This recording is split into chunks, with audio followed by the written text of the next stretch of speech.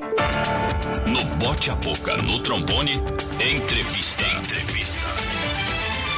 E nesta quinta-feira ontem, quinta-feira, dia 21, foi celebrado o Dia Nacional de Controle da Asma aqui no nosso país. Adilson, você já teve asma, né?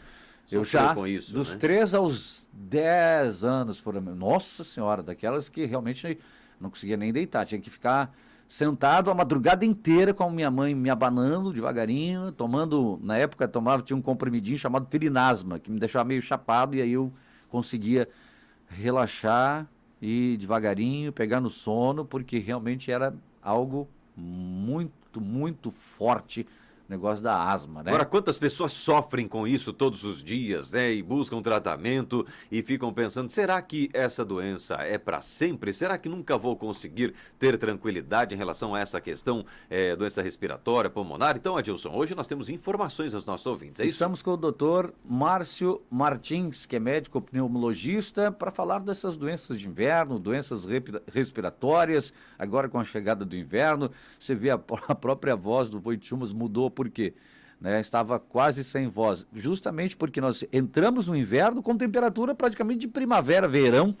Doutor Márcio Martins, bom dia, seja bem-vindo aqui no Bote a Boca no Trombone, Rádio Menina, TV Mocinha. Bom dia, um abraço para vocês, obrigado pelo convite, um bom dia aos ouvintes da rádio, né? Estamos à disposição de vocês. Bom dia. Que alerta se dá neste momento em relação às doenças respiratórias, essas doenças de inverno, esse perigo de gripe H1N1 também? Quais são as orientações dadas pelo médico hoje? Existe realmente uma incidência maior na chegada do inverno, porque há uma alteração na qualidade do ar, né? O frio se torna um tempo mais seco, menor dispersão dos poluentes, piora a qualidade do ar. Então, algumas doenças respiratórias crônicas, como asma e a doença pulmonar obstrutiva crônica, a doença pulmonar obstrutiva crônica é a bronquite crônica ou enfisema. Todos aqueles pacientes que têm essa doença, eles exacerbam nesse período de inverno. Assim como é portador de rinite alérgica, né? Pode ocorrer sinusite, faringite, como você falou.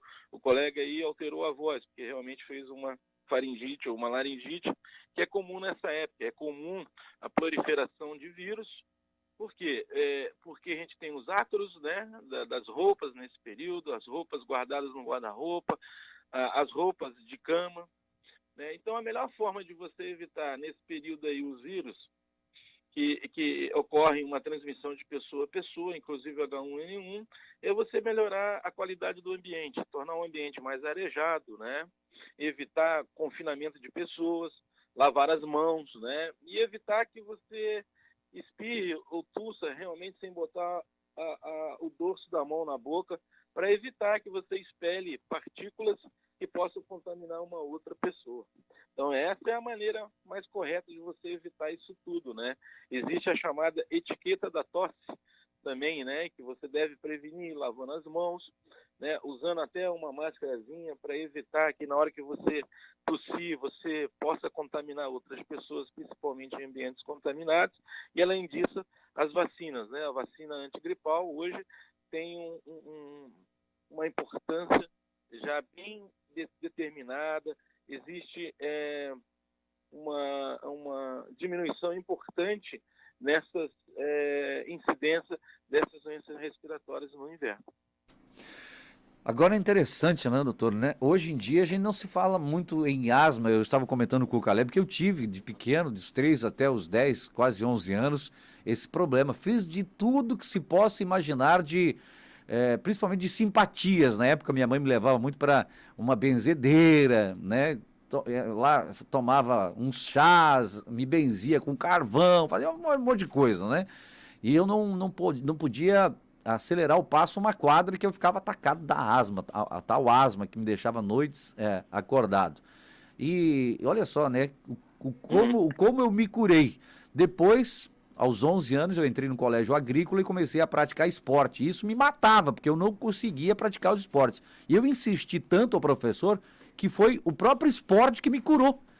Incrível, né? Não foi nenhum tipo de remédio ou tipo de benzedura, mas foi o próprio esporte que acabou me curando. Na verdade, existe uma correlação das pessoas que praticam esportes, realmente existe uma melhora importante, principalmente em quem tem asma. É aquilo que você falou, hoje em dia não se fala em asma? Não, hoje em dia ainda tem uma incidência muito aumentada da asma, existe asma. É que os leigos confundem a asma, em vez de chamar de asma, chamam de bronquite. Na verdade, a asma e bronquite são termos semelhantes, né? A asma é uma doença inflamatória dos brônquios, que pode ser causada por reações alérgicas.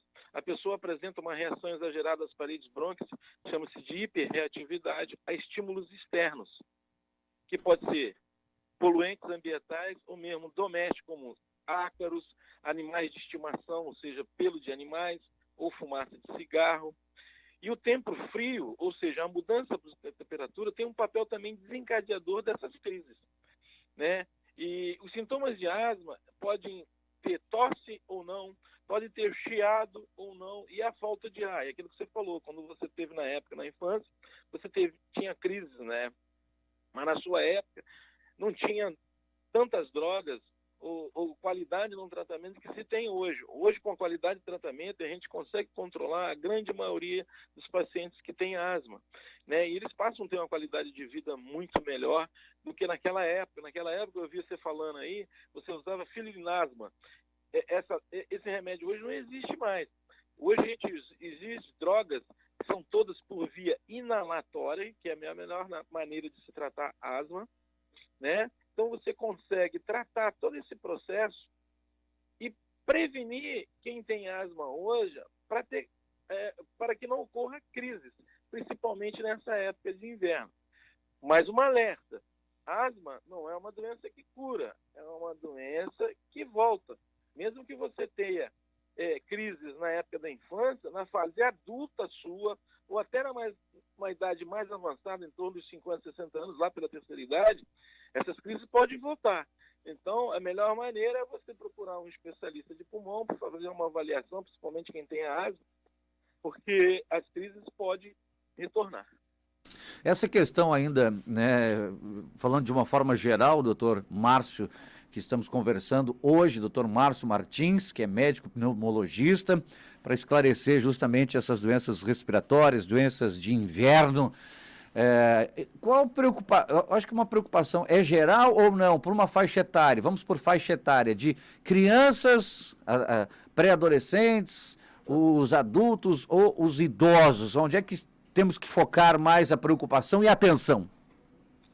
A atenção básica, né? A gente vê em todas as campanhas na rede pública e na saúde básica, a atenção maior tem que ser na faixa etária das crianças, até crianças menores, né? Até os 4 anos, 5 anos, e na fase da terceira idade, que é as pessoas mais idosas. Por quê? Esses dois grupos de pessoas são mais acometidos nesse período de inverno. Além disso, obviamente, também é acometido aquele que tem pacientes que são portadores de doenças cardiorrespiratórias crônicas, né? Pacientes com doenças renais crônicas, pacientes portadores de diabetes, aqueles pacientes que são portadores de doenças que levam à baixa da imunidade, ou que sejam usuários crônicos de determinadas drogas, como corticosteroides, que diminuem a imunidade. Então, esse grupo de pessoas ou de pacientes, eles têm a maior incidência de doenças respiratórias nesse período. Claro que, né, hoje em dia nós progredimos muito em relação ao cigarro. Nós estamos hoje com locais proibidos de pessoas que têm o vício do cigarro de fumar. Graças a Deus, a gente evoluiu muito, né? Porque o cigarro é um grande vilão também das doenças pulmonares, né? O que você sabe hoje que em torno de 90% a 95% o ato de fumar, ou seja, o tabagismo, ele é um grande responsável no desenvolvimento de doença pulmonar obstrutiva crônica, que é a designação, a sigla DPOC é uma designação para uma associação, um misto de bronquite crônica e enfisema pulmonar. Essa doença, ela leva a alterações irreversíveis que ocorrem no brônquio e nos pulmões daqueles pacientes que fumam. E também pode ocorrer crises que pode ser mais frequente nessa época do ano, principalmente no inverno. Os sintomas clássicos são semelhantes a quem tem asma. Por isso que há essa confusão, é uma bronquite, é uma asma, porque também pode levar à falta de ar, a tosse persistente com produção de escarro, o pigarrear crônico e até chiado no peito. Então, são sintomas muito semelhantes para quem tem asma e existe uma confusão no diagnóstico. Na verdade, o que se difere a asma da doença pulmonar obstrutiva crônica é que a doença pulmonar obstrutiva crônica está relacionada ao tabagismo, enquanto que a asma não. Mas hoje se sabe que quem tem asma e que não leva um tratamento correto, um acompanhamento, a asma ela pode se tornar uma doença pulmonar obstrutiva crônica. E a melhor prevenção da doença pulmonar obstrutiva crônica é a cessação do tabagismo. Não tem outra possibilidade. Obviamente, para evitar que nessa época ocorra as exacerbações da doença pulmonar obstrutiva crônica, o ideal é a vacinação completa, né? A vacinação antigripal, a vacinação contra a pneumonia. Por quê? Porque esses pacientes, nesses meses mais frios, podem sofrer exacerbações, inclusive internação, e às vezes até com risco de vida. Doutor Márcio Martins, médico pneumologista, muito obrigado pelos esclarecimentos, pelas informações aqui. Até breve, voltaremos a Muito falar. Obrigado pela oportunidade, né? Um abração. Grande abraço. Falar com vocês. Obrigado.